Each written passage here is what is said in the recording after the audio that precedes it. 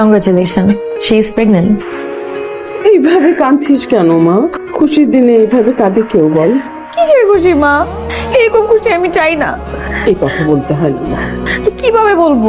আমি নিজেকেই সামলাতে পারি না। তার মধ্যে একটা বাচ্চা নিব, সেই বাচ্চাকে আমার সামলাতে হবে। তাকে কে পালবে?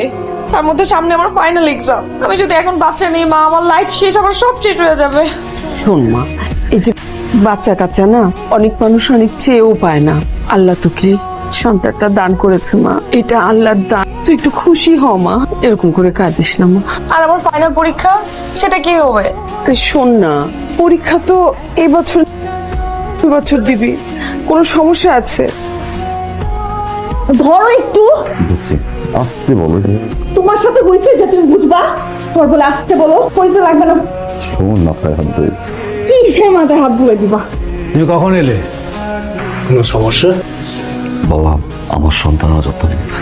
দেখো বাবা, সব বাবাই চায় তার মেয়ে সুখে থাকুক, ভালো থাকুক। আর সম্ভব যদি হতো তাহলে কোনো বাবাই তার মেয়েকে অন্যের বাসায় পাঠাতো না।